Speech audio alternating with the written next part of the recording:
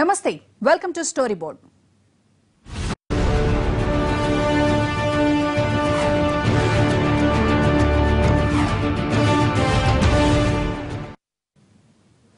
ఆయన జననం సామాన్యమే కానీ గమనం మాత్రం అసామాన్యం.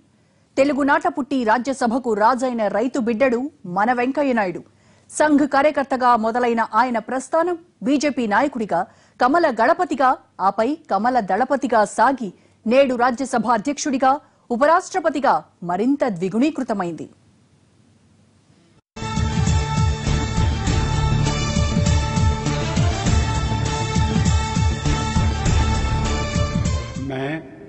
मैं एम वेंकैया नायडू ईश्वर की शपथ लेता हूं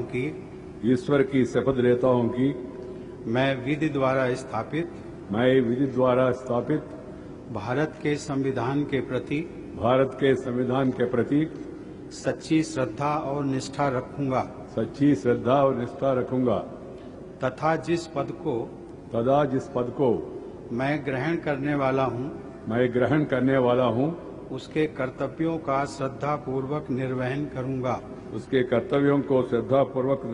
करूंगा. భారత 15వ ఉపరాష్ట్రపతిగా తెలుగు నాయకుడైన వెంకయ్య నాయుడు ఎన్నిక కావడం దేశ రాజకీయాల్లో ఓ మేలి మలుపుగానే చెప్పుకోవాలి. వెంకయ్య నాయుడు ఉపరాష్ట్రపతి పదవిని అలంకరించడం అన్నది ఒక్క తెలుగువారికే కాదు, యావత్ భారతీయులకు ఓ అపురూపమైన క్షణమే.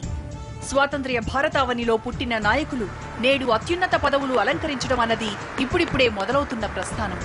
రాజ్యాంగబద్ధమైన అత్యున్నత పదవుల్లో దానికి శ్రీకారం చుట్టిన నాయకుడిగా వెంకయ్య నాయుడు నుంచే ఓ తరం మొదలు కాబోతోంది. భారత ఉపరాష్ట్రపతుల్లో వెంకయ్య నాయుడు ఒక్కరే స్వాతంత్ర్యం వచ్చిన తర్వాత జన్మించిన వ్యక్తి.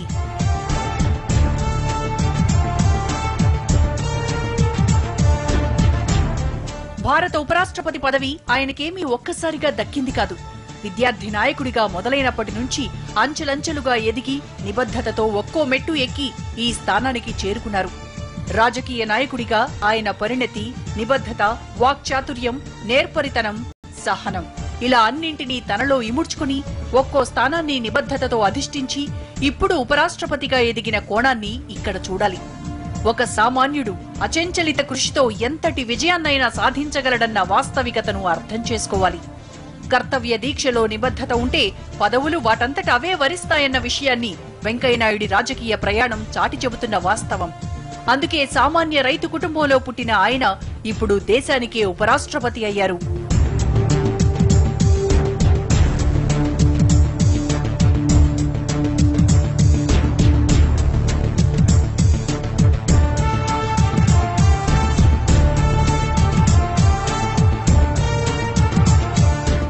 జనమంతా తెలిసినవాడు కాదు, జనమంటే తెలిసినవాడే అసలైన నాయకుడు.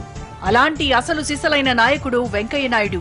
అందుకే ఆయన చదువు, మనస్సు, జీవితం అన్నీ ప్రజలకే అంకితమైపోయాయి. రాజకీయాల్లో అడుగు పెట్టిన దగ్గర నుంచి ఆయనది ఒకే పార్టీ, ఒకే విధానం, ఒకే నినాదం. బహుశా ఈ రోజుల్లో ఇంతటి నిబద్ధత ఉన్న నాయకులు మనకి పెద్దగా కనిపించకపోవచ్చు. పుట్టింది రైతు కుటుంబంలో కావడంతో సామాన్యుడి కష్టమంటే ఏంటో ఆయనకు స్వానుభవమైంది. అందుకే ఆ కష్టాల నుంచే అభ్యుదయం వైపు అడుగులేసి అక్కడి నుంచే అభివృద్ధికి బాటలు పరిచారు. విద్యార్థి దశ నుంచే ప్రజా ఉద్యమాల్లో ప్రగతి పథానికి వెలుగుబాట చూపిన నిప్పురవ్వగా ఆయన స్ఫూర్తి నాడు ఎందరో నాయకులకు ఆదర్శప్రాయంగా నిలిచింది.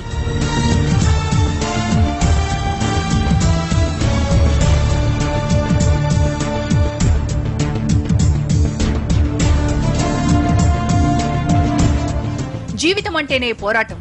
అది తన కోసం పోరాడితే స్వార్థం, జనం కోసం పోరాడితే అదే పరమార్థం. ఆ సూక్ష్మ మెరిగిన నేత కాబట్టి ఆయన రాజనీతజ్ఞతకు ఉపరాష్ట్రపతి పదవి వరించింది. కస్తూరి తాను ఎక్కడున్నా పరిసరాలను పరిమళభరితం చేసినట్లు నిస్వార్థ సేవాభావంతో కమల సేనానిగా రాజకీయాల్లోకి వచ్చిన ఆయన ఏ పదవిని అలంకరించినా దానికి వన్నె తెస్తూ వచ్చారు. ఇకపై ఉపరాష్ట్రపతిగా ఆ పదవికి కూడా అదే స్థాయిలో వన్నె తీసుకురానున్నారు. సామాన్య రైతు కుటుంబంలో పుట్టి నేడు అత్యున్నత స్థానాన్ని అధిష్ఠించిన ఆయన జీవనంలో ప్రతి ఘట్టము నేటి రాజకీయ నేతలకు ఓ పాఠమే.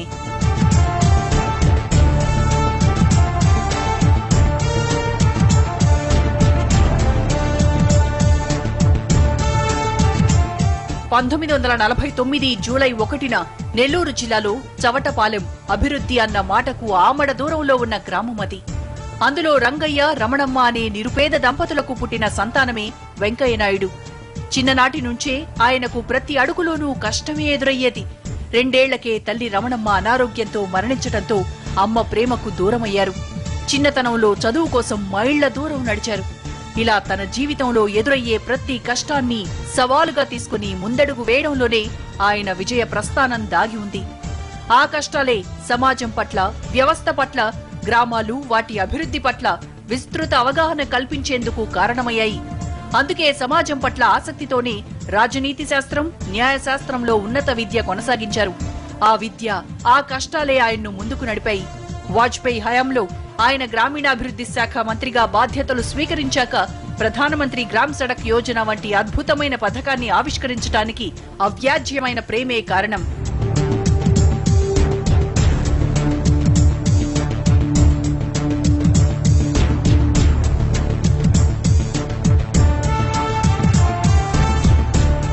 విద్యార్థి దశ నుంచే ఉద్యమాల మెరుపురవ్వగా వెలిగిన నాయకుడాయన. ఆంధ్ర విశ్వవిద్యాలయ విద్యార్థి నాయకుడిగానే జై ఆంధ్ర ఉద్యమంలో భాగంగా కాకాని వెంకటరత్నం నాయకత్వంలో అడుగులేశారు. ఆనాటి జై ఆంధ్ర ఉద్యమంలో వెంకయ్య నాయుడి ఉత్సాహం నాటి యువతలో స్ఫూర్తి నింపడమే కాదు, మనకో యువ నాయకుడు దొరికాడన్న ధైర్యాన్ని కూడా ఇచ్చింది. నిజమైన నాయకుడు జనం గుండెల్లో నుంచే పుడతాడన్నట్లు వెంకయ్య కూడా ఆ జనం నుంచే ఎదిగారు. సమాజం పట్ల ఆయనకున్న ఆలోచనలు చూసిన నాటి నాయకులు అబ్బురపడ్డారు. 1974లో లోక్ నాయక్ జయప్రకాష్ నారాయణ ఏర్పాటు చేసిన నారాయణ యువజన ఛాత్ర సంఘర్షణ సమితిలో ఆయన్ను ఆంధ్రప్రదేశ్ కన్వీనర్ గా నియమించారు. ఆపై ఎమర్జెన్సీ సమయంలో కాంగ్రెస్ దమన పాలనకు వ్యతిరేకంగా నినదించిన ఆయన గళం ఢిల్లీ వరకు వినిపించింది. ఎమర్జెన్సీలో జైలుకెళ్లిన వెంకయ్య ధీరత్వం ఆయనలో నాయకుడిని బయటపెట్టింది. అదే ఆయన్ను Janata party Andhra Pradesh youth wing కి అధ్యక్షుడిగా చేసింది. 1978లో తొలిసారిగా ఆయన ఉదయగిరి శాసనసభ నుంచి అసెంబ్లీకి ఎన్నికయ్యాక మొదలైన ప్రత్యక్ష రాజకీయ ప్రస్థానం ఈ 4 దశాబ్దాల్లో అంచెలంచెలుగా ఎదుగుతూ నేడు ఉపరాష్ట్రపతి పదవి వరకు వచ్చింది.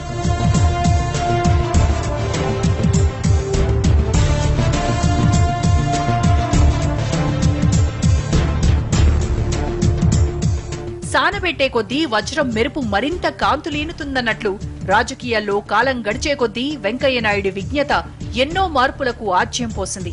విద్యార్థి నాయకుడిగా మొదలైన ఆయన రాజకీయ ప్రయాణంలో ఈ 4 దశాబ్దాలుగా ఎన్నో పదవులకు ఆయన వన్నె తెచ్చారు. భారతీయ జనతా పార్టీ నాయకుడిగా, కమల దళపతిగా, కమల గళపతిగా, కేంద్ర మంత్రిగా ఆయన ప్రతి పదవికి మరింత గౌరవాన్ని ఇనుమడింపచేస్తూ వచ్చారు. నాడు అటల్జీ హయాంలో గ్రామీణాభివృద్ధిని కాంక్షించినట్లుగానే మోడీ హయాంలో కూడా పట్టణాభివృద్ధికి ఎన్నో ప్రణాళికలు రచించారు. స్వచ్ఛ భారత్, స్మార్ట్ సిటీలు, అమృత్ ఆవాస్ యోజన వంటి పథకాలతో దేశవ్యాప్తంగా ఉన్న పట్టణాల ముఖ చిత్రాన్నే మార్చేసే అద్వితీయ పథకాలకు మార్గదర్శనం చేశారు.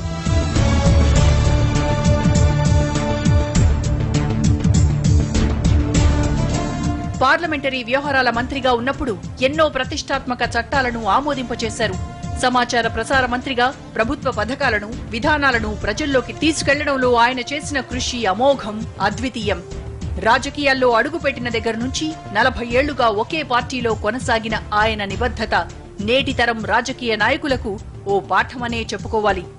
భారత రాజకీయాల్లో దక్షిణాది నుంచి ఈ స్థాయికి ఎదిగిన అతి కొద్ది మంది నాయకుల్లో వెంకయ్య నాయుడు ఒకరు. ఢిల్లీకి, దక్షిణాది రాజకీయాలకు ఓ వారధిగా, భారతీయ జనతా పార్టీ సారథిగా ఆయన వేసిన ప్రతి అడుగు ఎంతో మందికి స్ఫూర్తిదాయకం. కేంద్ర రాజకీయాల్లో ఆయన ఎంత తలమునకలైనా నిత్యం తెలుగు వాళ్లకు దగ్గరగా ఉంటూ వచ్చారు. కేంద్ర రాజకీయాల్లో తెలుగు నాడిగా ఉన్నా తెలుగువాడిగానే నేటికి తన ఉనికి చాటుకుంటున్నారు.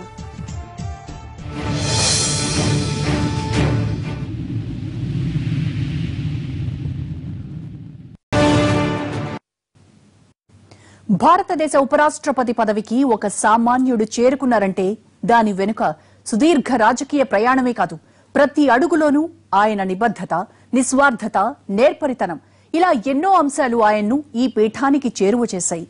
అభివృద్ధికి దిక్సూచిగా, కేంద్ర రాష్ట్ర ప్రభుత్వాల మధ్య వారధిగా, దక్షిణాన బీజేపీ సారథిగా, క్రియాశీల రాజకీయాల్లో కీలకంగా ఉన్న ఆయన్ను ఉపరాష్ట్రపతిగా ఎన్నుకోవడం ఒకంత ఆశ్చర్యానికి గురిచేసేదే అయినా ఆయన ఉపరాష్ట్రపతి కావడం అన్నది తెలుగు వాళ్లంతా గర్వించదగ్గ విషయం.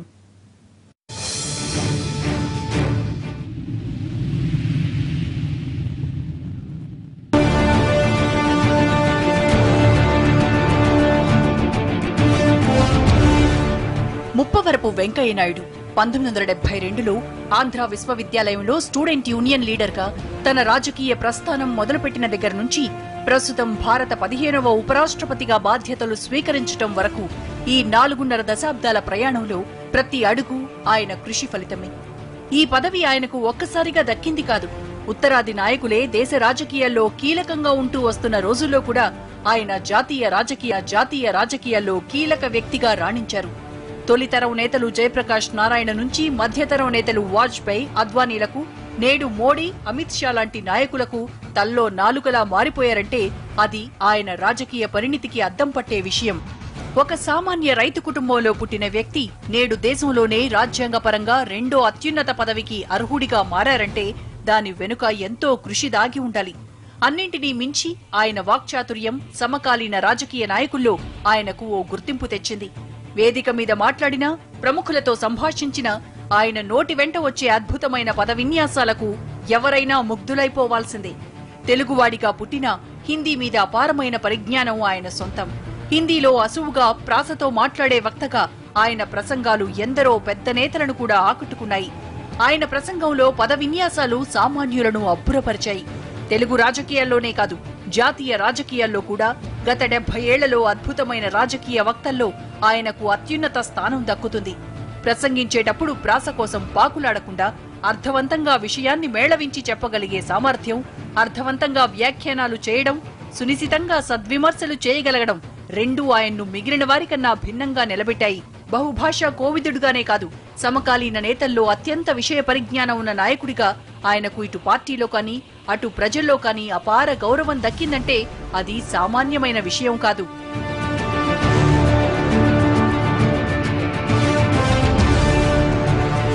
భారతీయ జనతా పార్టీ తొలితరం నాయకుల్లో వెంకయ్య నాయుడు ఒకరు. ఆయన బీజేపీలో 2 తరాల్ని చూశారు. వారితో కలిసి పనిచేశారు. మొదటి ఎన్డీఏ ప్రభుత్వంలో మంత్రి అయినప్పుడు వాజ్పేయి ప్రభుత్వంలో తన రాజనీతిజ్ఞతకు, దూరదృష్టికి పథకాల ద్వారా రూపమిచ్చారు. ఇప్పుడు మోడీ నాయకత్వంలో కూడా మంత్రిగా చరిత్రను మార్చే ఎన్నో పథకాలకు ప్రాణం పోశారు. రాజకీయాల్లో నేర్పరితనమే కాదు, అంతకు మించిన సహనం కూడా ఆయనకు అలంకార భూషితమైంది.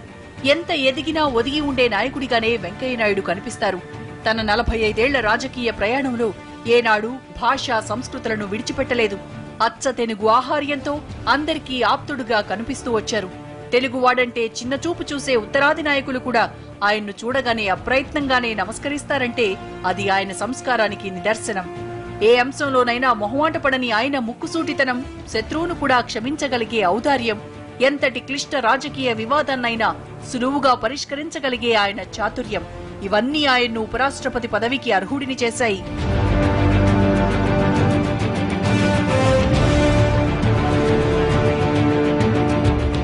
వెంకయ్య నాయుడి జీవితంలో ప్రతి అడుగులోనూ, ప్రతి పదవిలోనూ, ప్రతి ప్రస్థానంలోనూ అభివృద్ధి, అభ్యుదయం రెండూ అంతర్లీనంగా కనిపిస్తాయి. ఇలా అన్ని దశల్లోనూ పరిపూర్ణత సాధించిన వ్యక్తి ఆయన. అందుకే ఉపరాష్ట్రపతి పదవి ఆయన్ను వరించింది. నిజానికి దక్షిణాది రాజకీయాల్లో దశాబ్దాలుగా క్రియాశీలంగా ఉన్న నాయకుడు, ఢిల్లీకి, తెలుగు రాజకీయాలకు వారధిగా ఉన్న వెంకయ్య లాంటి నాయకుడు ఒక్కసారిగా రాజ్యాంగబద్ధమైన ఉపరాష్ట్రపతి పదవిని అలంకరించడం తెలుగు వాళ్లకు కాస్తంత లోటనే చెప్పుకోవాలి. ఉపరాష్ట్రపతిగా ఆయన క్రియాశీల రాజకీయాలకు దూరం కావడంతో తెలుగు వాళ్లకు పెద్ద లోటుగా మారిందన్నది వాస్తవమే. ఆ కోణంలో ప్రజలకు, ఇక్కడి పాలకులకు కాస్తంత ఇబ్బంది ఉన్నా ఒక తెలుగు వ్యక్తి ఇలా దేశ అత్యున్నత పీఠాన్ని అధిష్ఠించడం మనకు గర్వకారణమే. 2 తెలుగు రాష్ట్రాలతో దశాబ్దాలుగా ఆయనకున్న అనుబంధం, మోడీ ప్రభుత్వం అధికారంలోకి వచ్చిన గత 3 ఏళ్లలో 2 తెలుగు రాష్ట్రాలపై ఆయన చూపించిన ప్రేమ, వాత్సల్యాలను, 2 రాష్ట్రాల అభివృద్ధికి ఆయన చూపించిన వాస్తవికత, తెలుగు ప్రజల అభివృద్ధికి ఆయన చేస్తున్న కృషి, చూపిస్తున్న చొరవ అన్నీ గుర్తు చేసుకుని ఇప్పుడు ఉపరాష్ట్రపతి పదవితో ఆయన వాటన్నింటికీ దూరమయ్యారని భావించాల్సిన అవసరం లేదు. ఎందుకంటే ఆయన ఎక్కడ ఉన్నా, ఉపరాష్ట్రపతి కన్నా అత్యున్నత పదవిని అధిష్ఠించినా ఆయన మనస్సెప్పుడూ తెలుగు ప్రజల మీదే ఉంటుంది. ఇప్పటి వరకు దేశంలో 12 మంది మాత్రమే ఉపరాష్ట్రపతులు కాగలిగారు. ఇప్పుడు ఆ పదవికి ఎన్నికైన 13వ వ్యక్తి ఆయన. ఆ స్థానానికి మరో అభిప్రాయం లేకుండా ఆయన్ను ఎంపిక చేశారంటే అది ఆయన శక్తి సామర్థ్యాలు, రాజకీయ పరిణితికి మెచ్చుతునక మాత్రమే. దేశంలో అత్యున్నత రాజ్యాంగబద్ధమైన పదవికి ఎదగడానికి ఆయనకు ఇదో మెట్టు కావచ్చు. దేశ చరిత్రలో పనిచేసిన ఉపరాష్ట్రపతుల్లో సగం మంది ఆపై రాష్ట్రపతులుగా ఎన్నికైన వాస్తవాన్ని మనం ఇక్కడ మరొక్కమారు గుర్తు చేసుకోవాలి. ఆయన వర్తమాన రాజకీయాలకు దూరమయ్యారన్న బాధ కన్నా భవిష్యత్తులో ఆయన రాజకీయ పరిణితి దేశ అభ్యుదయానికి మరింత ఉపయోగపడుతుందన్న భావన ఒక తెలుగువాడికి అత్యున్నత స్థానం దక్కిందని మనమంతా గర్వించాలి.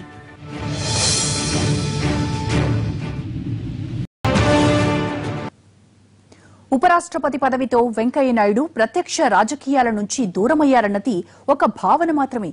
అందులో వాస్తవం ఉన్నా ఉపరాష్ట్రపతిగా ఉంటూనే క్రియాశీలంగా వ్యవహరించే అవకాశాలు లేకపోలేదు. వెంకయ్యనాయుడు శక్తి సామర్థ్యాలు, రాజకీయ విజ్ఞతలను ప్రధాని మోడీ అంతర్జాతీయ దౌత్య సంబంధాల బలోపేతానికి వాడుకునే అవకాశాలు మెండుగా ఉన్నాయి. అంతేకాదు, రాష్ట్రపతి పీఠానికి ఈ ఉపరాష్ట్రపతి పదవి మొదటి మెట్టు అన్నది దేశ రాజకీయ చరిత్ర చెబుతున్న వాస్తవం.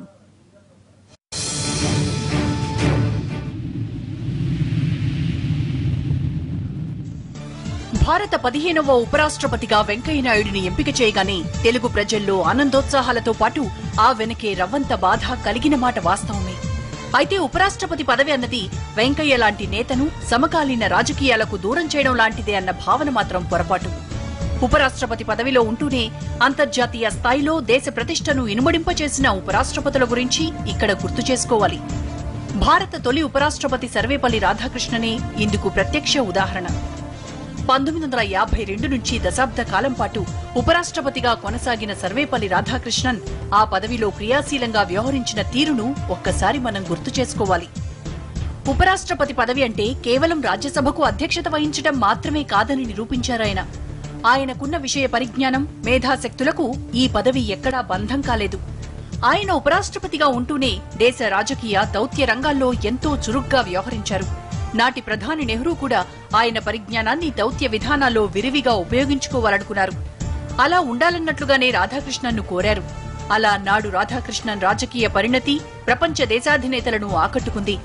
ఒకానొక సమయంలో ఐక్యరాజ్య సమితి జనరల్ సెక్రటరీగా రాధాకృష్ణన్ను నియమిస్తే బావుంటుందన్న అభిప్రాయం కూడా అగ్రదేశాలు వెలిబుచ్చాయంటే ఉపరాష్ట్రపతిగా ఆయన వ్యవహరించిన తీరు అర్థమవుతుంది.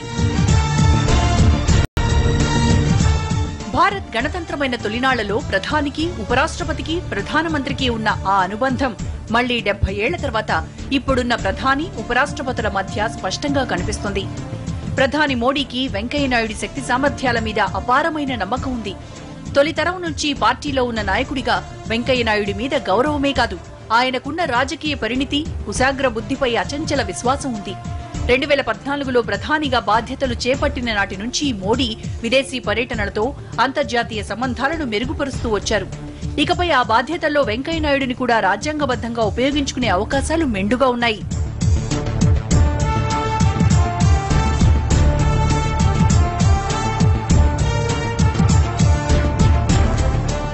అనర్గళంగా మాట్లాడే వాక్చాతుర్యం, న్యాయశాస్త్రం, రాజనీతి శాస్త్రాలపై ఉన్న అపారమైన పరిజ్ఞానం, 4 దశాబ్దాల రాజకీయ అనుభవం, కేంద్ర మంత్రిగా, భారతీయ జనతా పార్టీ అధ్యక్షుడిగా, బీజేపీ స్పోక్స్ పర్సన్ గా, జాతీయ, అంతర్జాతీయ రాజకీయాలపై విశేష పరిజ్ఞానం ఉన్న నాయకుడిగా వెంకయ్యనాయుడు లాంటి వ్యక్తి ఉపరాష్ట్రపతిగా ఎన్నిక కావడం ఆ పదవికే వన్నె తెస్తుందనడంలో ఎలాంటి సందేహం లేదు.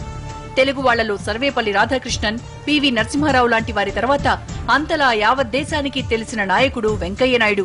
45 ఏళ్లుగా రాజకీయాల్లో ఉన్న ఆయన అనుభవాన్ని ఇకపై ఉపరాష్ట్రపతి పదవిలో అంతర్జాతీయ దౌత్య సంబంధాలు బలోపేతం చేయడానికి మోడీ వినియోగించుకునే అవకాశాలు మెండుగా ఉన్నాయి.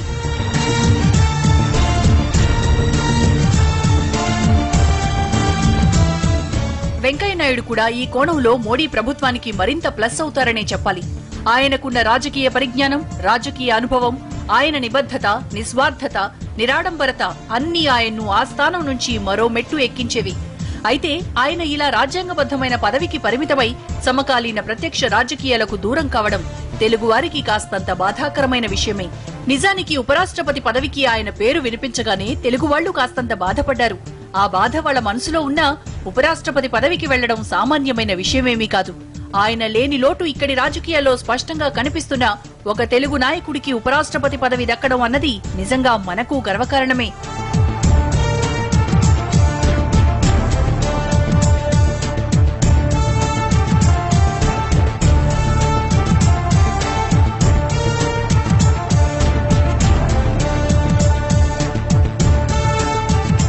వెంకయ్య లాంటి నాయకుడు ఎక్కడ ఉన్నా ఆ పదవికి వన్నె తెస్తారు.